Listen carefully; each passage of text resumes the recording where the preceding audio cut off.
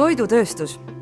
Poes käies ümbritseb meid igapäevaselt tuhandeid erinevaid toidukaupasid. Kuidas aga kõik need toidud valmivad, pakendisse saavad ja tehastest poeriiulile jõuavad, selle teada saamiseks tuleb heita pilk toidutööstusesse. Kaasaegne toidutööstus on ohutu, puhas ja efektiivne. Selleks, et tehas teaks, missugust toodet täpselt toota, on olulisel kohal tootearendus. Tootearenduse faasi üheks eelduseks on turu-uuring, mille käigus analüüsitakse tarbija käitumist ja turutrende. Sellise analüüsi põhjal hakatakse arendama toodet, mille vastu klient huvi võiks tunda. Tootearenduse faasis segatakse kokku toorained, et luua mitmeid erinevaid retsepte. Selliselt valminud toidu ja joogi näidised on tihti erineva maitse, värvi, tekstuuri ja muude iseloomulike omadustega. Valminud näidistest parimate väljavalimiseks korraldatakse degusteerimine. Degusteerimise käigus hinnatakse erinevate retseptide põhjal valminud tooteid ning valitakse välja kõige sobivamad. Vajadusel võib retsepte veel täiendada ja uuesti degusteerida.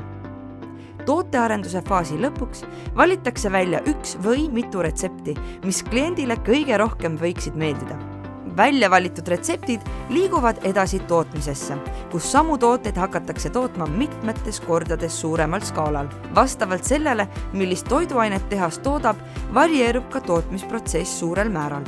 Nii nagu kodustes tingimustes on mahla tegemine ja koogi küpsetamine erinevad tegevused, toodavad ka erinevad tehased erinevaid toiduaineid erinevate protsessidega.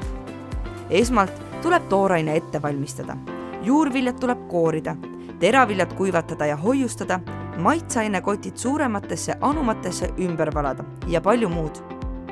Tootmisprotsessis segatakse erinevad toorained omavahel kokku ja kuum või külm töödeldakse vastavalt ettenähtud retseptile.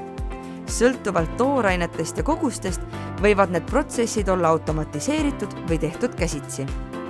Vedelad valmistooted villitakse anumasse, muud tooted pakendatakse vastavatesse pakenditesse. Pakendamine tagab toidu puhtuse ja seeläbi selle ohutuse lõpptarbijale. Lisaks tagab pakend toidu parema vastupidavuse keskkonnatingimustele ning võimaldab sellel kauem säilida. Valmis pakendatud tooted pakitakse kastidesse või alustele, mis lubab tooteid optimaalselt säilitada ja tarbijani transportida.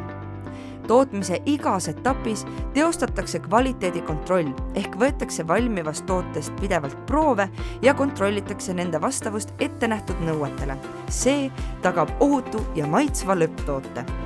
Sellise protsessi käivad läbi joogid ja kastmed, supid ja lastetoidud ning ka suur osa muust, mis meie toidulauale jõuab. Eestis pakub toidu- ja joogitööstus kokku tööd pea 56 000 inimesele, luues väärtust koduturule ja müües oma toodangut ka välismaale.